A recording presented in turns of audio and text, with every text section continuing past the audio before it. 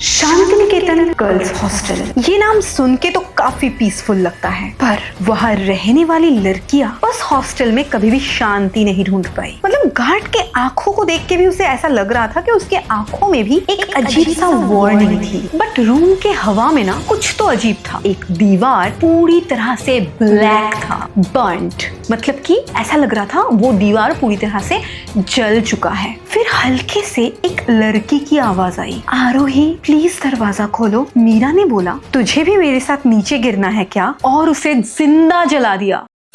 रात के 11:47 बज रहे थे और पूरी बिल्डिंग में एक अजीब सा सन्नाटा छाया हुआ था। ये कहानी है कोलकाता की एक पुरानी गर्ल्स हॉस्टल की, जिसका नाम था शांतिनिकेतन गर्ल्स हॉस्टल। पर वहाँ रहने वाली लड़कियां उसे एक अलग ही नाम से पहचानती थी। वो नाम था डेथ हॉस्टल, मतलब मौत का हॉस्टल। कोलकाता एक ऐसा शहर जहाँ के हर एक गलियों में एक ना एक कहानी छुपी रहती है, और उन्हीं कहानियों में से एक आज आप सुनने वाले हो। और ये कोई ऐसी वैसी मनगढ़ंत कहानी नहीं, ये मेरी एक सब्सक्राइबर की रियल लाइफ हॉरर एक्सपीरियंस है, जिसका नाम है आरोही। आरोही एक 22 साल की लड़की थी, इंटेलिजेंट, शार्प, फोकस, बिल्कुल कैरियर ओरिएंटेड। उसके सपने काफी बड़े थे बचपन से ही, और उसका एडमिशन भी कोलकाता की one of the most top college में हुआ था, जिसका नाम हम लोग सिक्योरिटी रीजंस के लिए इस वीडियो में नहीं ले सकते। उस कॉलेज में जो लोग पढ़ते थे, अगर उन्हें चाहिए होता था देन उनके लिए हॉस्टल्स अलॉट किया जाता था। तो आरोही के लिए भी एक हॉस्टल अलॉट हुआ, शांतिनिकेतन गर्ल्स हॉस्टल। ये नाम सुन के तो काफी पीसफुल लगता है, पर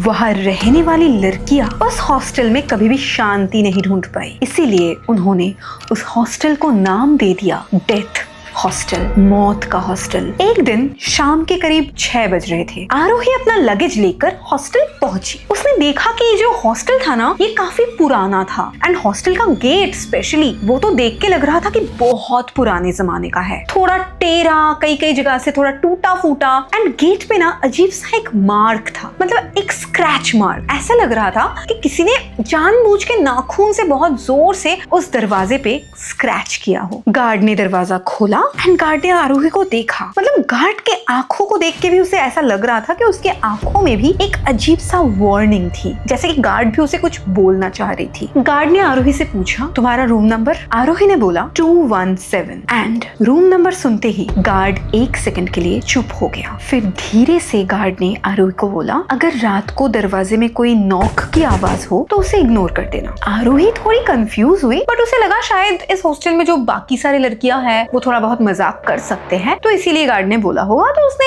इस बात पे ज्यादा ध्यान नहीं दिया, उसने इग्नोर कर दिया। पर ये उसकी पहली गलती थी। आरोही रूम में जाके पहुंची। रूम बिल्कुल नॉर्मल था, बट रूम के हवा में ना कुछ तो अजीब था। रूम का हवा ही मान लो कि हेवी सा लग रहा था उसे। रूम के अंदर जाते ही उसे ऐसा फील हुआ कि जैसे उसे कोई बहुत देर से देख रहा हो, कोई नोटिस कर रहा हो। उसे ऐसा इंट्यूशन हो रहा था, अंदर से ऐसा लग रहा था। उस रूम में उसके साथ एक रूममेट भी थी, जिसका नाम था मीरा। मीरा बहुत फनी थी, टॉकेटिव थी, बहुत हंस के अच्छी तरीके से वो आरोही से बातचीत कर रही थी। पर एक चीज नोटिस करने जैसी थी, मीरा के आंखों के नीचे बहुत ज्यादा डार्क सर्कल्स था। ऐसा लग रहा था मीरा को देख के कि बहुत रातों से वो अच्छे से सोई ही नहीं है। मीरा ने आरोही को देखते ही बोला, तुम फाइनली आ ही गई। मुझे तो लगा था यहाँ पे मैं अकेले रहते रहते पागल हो जाऊंगी। ये बात सुन के आरोही भी हंस पड़ी, पर उसकी आंखें एक जगह को देखते ही बिल्कुल अटक गया। उसने देखा उस रूम का एक दीवार पूरी तरह से ब्लैक था,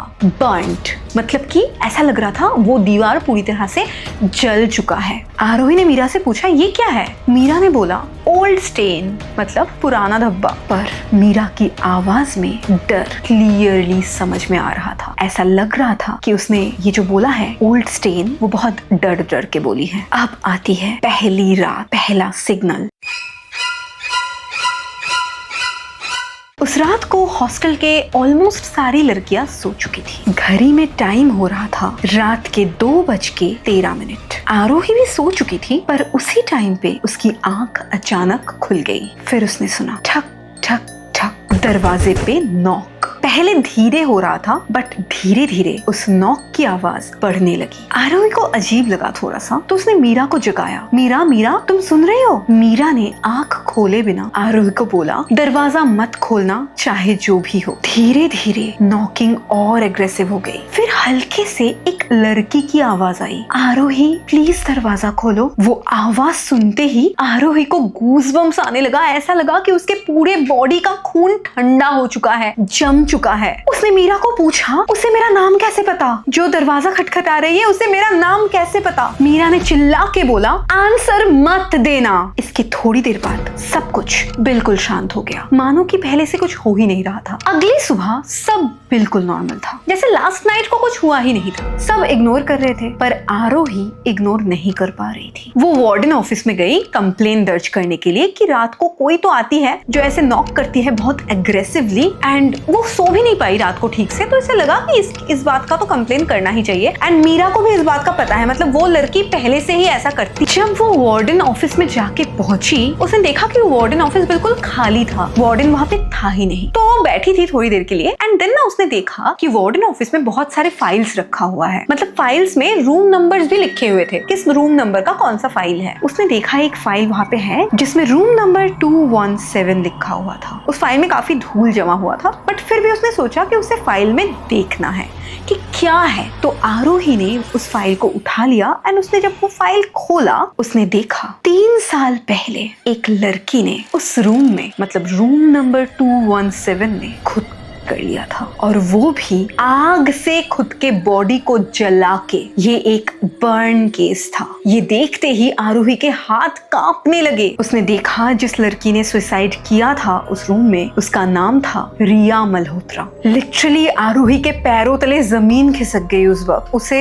थोड़ा बहुत तो लग रहा था कि कहीं जिसने रात को दरवाजा खटखटाया था वो कुछ और तो नहीं, बट फिर भी उसने एक बार के लिए सोचा कि क्या ये सच में सुसाइड था या फिर कुछ और, क्योंकि कोई क्यों खुद को आग से जला के खुदकुशी करेगी। तो आरोही ने सोचा कि वार्डन आने से पहले ही वो वहां से चली जाएगी, ताकि वार्डन को पता ना चले कि उसने क्या देखा है। तो आरोही जल्दी से रूम में चली गई। उसी रात को आरोही वॉशरूम गई। वो मिरर पे अपना फेस देख रही थी, तब धीरे से उसे ऐसा लगा कि उसके एग्जैक्टली पीछे से कोई रिफ्लेक्शन गया। आरोही ने तुरंत पलट के देखा पीछे, पर पीछे कोई नहीं था। आरोही को और ज्यादा डर लगने लगा। आरोही रोने लगी मीरा के पास जाके कि मीरा सच बताओ मुझे कि यहाँ पे हुआ क्या था। मुझे ऑलरेडी वार्डन रूम में जाके पता चल गया है कि यहाँ पे रिया मल्होत्रा नाम की कोई लड़की रहती थी, और उसने शायद आग से जला के खुद करने की कोशिश करी थी। तो मुझे ऑलरेडी पता है। एंड ये क्या होता है, मैं मिरर में अभी मेरे साथ कुछ बहुत ही ज्यादा अजीब हुआ। कल रात को किसी ने हमारे दरवाजे में ऐसे खटखटाया।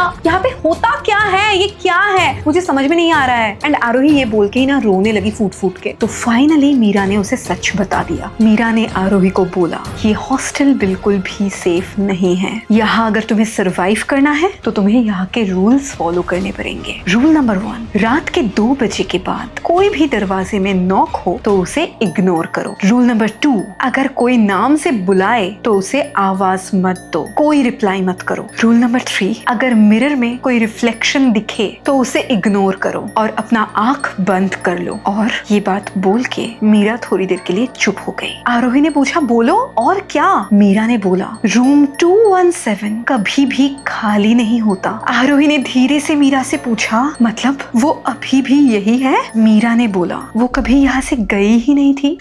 लिटरली गाइज, मैं जब ये बोल रही हूँ ना, मुझे भी गूज़बम्स आ रहे हैं। आई डोंट नो कैमरा में दिखेगा या नहीं, बट लिटरली मुझे भी गूज़बम्स आ रहे हैं भाई। अभी को उस वक्त ये सुन के कैसा फील हुआ होगा, but hats off man, hats off. उस रात भी एग्जैक्टली रात के 2:13 में कुछ अजीब हुआ। आरोही की आंख अपने आप खुल गई। आंख खोलते ही उसने देखा कि मीरा उतनी रात को दरवाजा खोल रही है। आरोही ने मीरा को रोका कि मीरा दरवाजा मत खोलो, तुम्हें तो पता है ना कि रात को दरवाजा नहीं खोलना होता है। बट मीरा ने आरोही को कोई जवाब नहीं दिया। मीरा ने दरवाजा खोल दिया और मीरा रूम से बाहर चली गई। आरोही को बहुत ज्यादा शॉकिंग लगा ये बात, क्योंकि कल रात भी मीरा ही आरोही को रोक रही थी। तो आरोही ने सोचा कि वो मीरा को फॉलो करेगी। वो मीरा के पीछे पीछे गई। चलते चलते मीरा सीधा उस हॉस्टल के टेरेस तक पहुंच गई एंड टेरेस पे जाते ही वो बिल्कुल टेरेस के रेलिंग के सामने जाके खड़ी हो गई। और उस टाइम पे बहुत जोर जोर से तेज हवा चल रही थी। आरोही जाके मीरा को रोकने के लिए उसके पीछे खड़ी हो जाती है और तभी मीरा ने बोला, तुझे भी मेरे साथ नीचे गिरना है क्या? आरोही चिल्लाई, मीरा।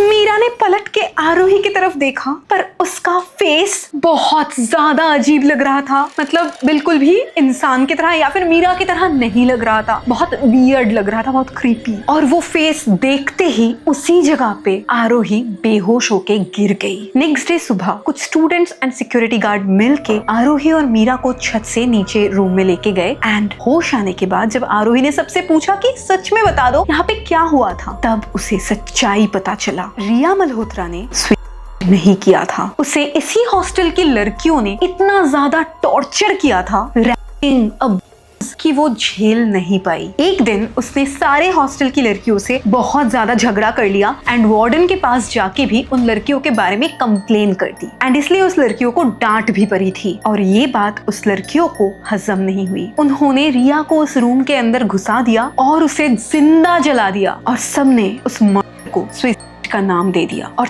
तब से उस हॉस्टल में जितनी भी लड़कियां इस क्राइम के साथ इन्वॉल्व थी, सबकी मिस्टीरियस वे में होने लगी, एक के बाद एक। एंड इसके बाद से बहुत दिनों तक उस हॉस्टल में किसी को अलॉट नहीं किया जाता था रूम, कोई रहता भी नहीं था। बट अभी फिर से रूम अलॉट करना स्टार्ट हो चुका है, क्योंकि यहाँ पे किसी की मौत नहीं होती। बट ये जो नॉकिंग एंड रूम नंबर 217 में स्पेशली जो इंसिडेंट होता है पैरानॉर्मल, वो अभी भी जारी है। तो अगर कोई भी उस हॉस्टल में रहना चाहता है तो उसे ये फेस करना ही पड़ता है, ये सह जाना पड़ता है, इग्नोर करना होता है, या फिर उसे हॉस्टल छोड़ के चले जाना होता है। तो ये बात सुनने के बाद आरोही ने डिसीजन ले लिया कि वो उस हॉस्टल में एक रात भी और नहीं गुजारेगी। उसने जल्द से जल्द अपना बोरिया बिस्तर लिया और वो अपने गांव के घर के लिए निकल पड़ी। जबकि मीरा अभी भी उसी हॉस्टल में रह रही थी, क्योंकि वो दूसरा हॉस्टल अफोर्ड नहीं कर पाती थी। आरोही ने सोचा वो दूसरा हॉस्टल में शिफ्ट कर जाएगी, बट उससे पहले उसे थोड़ी टाइम के लिए, अपने पीस ऑफ माइंड के लिए अपने गाँव में जाना था, फैमिली के साथ टाइम स्पेंड करने। तो इसलिए उसने यही किया। एंड गाइज सच्ची बोल रही हूँ, मुझे बहुत ज्यादा डर लगा यार ये स्टोरी सुन के। एंड ये काफी रिलेटेबल भी था, क्योंकि मैंने ना बहुत सारे मेरे फ्रेंड्स से भी ऐसी हॉस्टल वाली स्टोरीज सुनी है। तो अगर आपके पास भी ऐसा कोई स्टोरी है, ऐसा कोई हॉरर इंसिडेंट रियल लाइफ में आपके साथ हुआ है, तो उसे भी जरूर कमेंट सेक्शन में शेयर करो, मैं जरूर सुनना चाहूंगी। तो मैं मिलती हूँ नेक्स्ट वीडियो में, तब तक के लिए bye, take care, love you. Subscribe कर दो ऐसे ही और हॉरर स्टोरीज सुनने के लिए।